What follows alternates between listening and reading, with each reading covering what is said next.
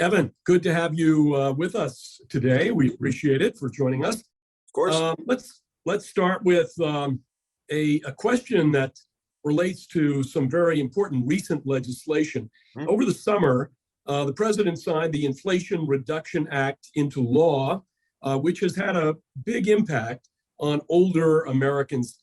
Talk about it a little bit, how that legislation affects seniors and how might seniors benefit from that legislation?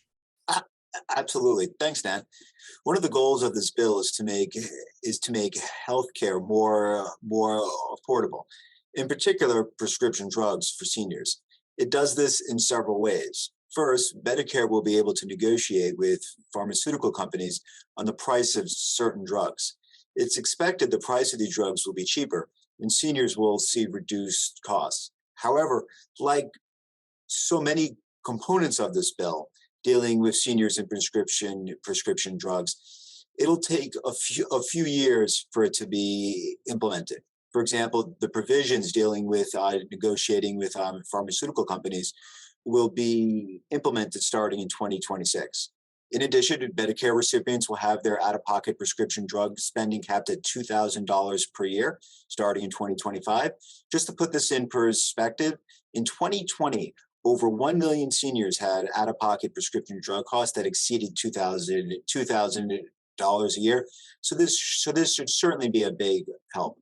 Also, Medicare recipients will also benefit from a $35 a month cap on insulin, and there'll be no charge for all covered vaccines. However, it's not just prescription drugs that this bill will lower the price for healthcare. The legislation also extends Affordable Care Act subsidies that make health insurance more affordable, which includes older Americans who are not yet Medicare eligible. So we're certainly very, excited and pleased with how this bill will make, healthcare more affordable for seniors and people who are not, eligible for Medicare. For seniors, hearing loss is a major problem.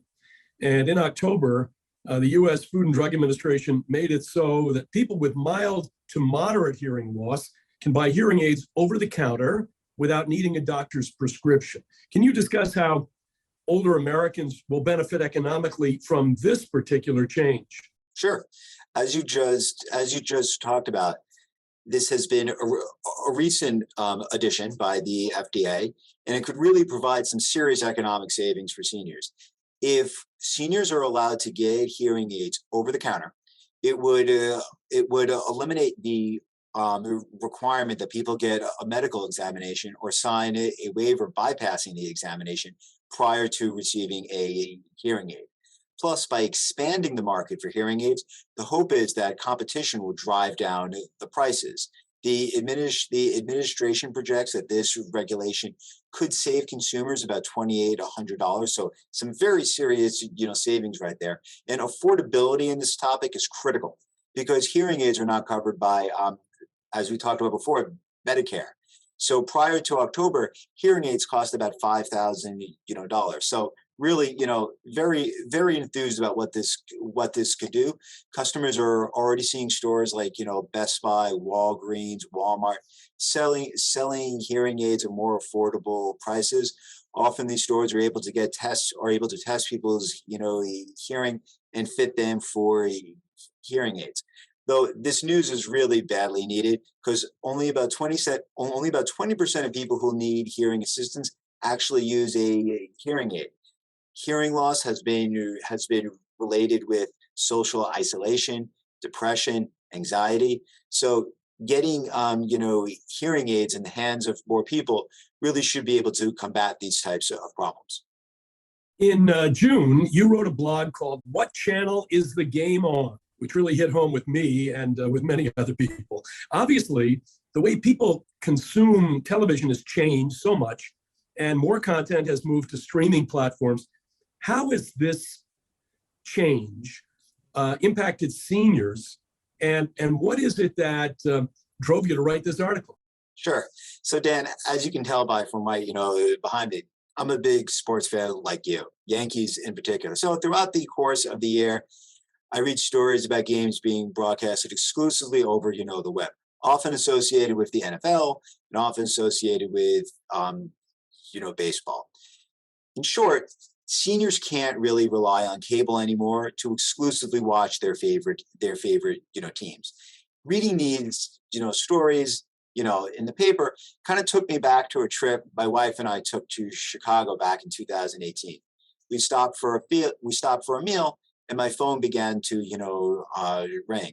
It was my grandfather with a question.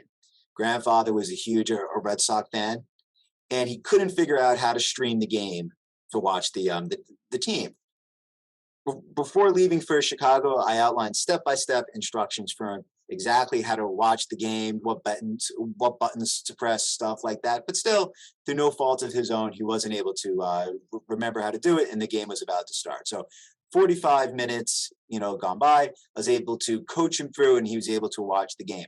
It's kind of based on my own personal experience, based on the articles I read. I thought it would be interesting to write an article on how this impacts, seniors. I discovered that while a large percentage of seniors are using the web compared to a decade ago, the numbers still suggest a significant numbers of seniors are unable to watch games broadcasted exclusively over the web. How many hoops do we reasonably expect seniors to jump through to watch the game? We expect them to download the apps, create a password, create a username, accounts, learning different clicks on the remote, control. All this kind of seems like an unfair, burden.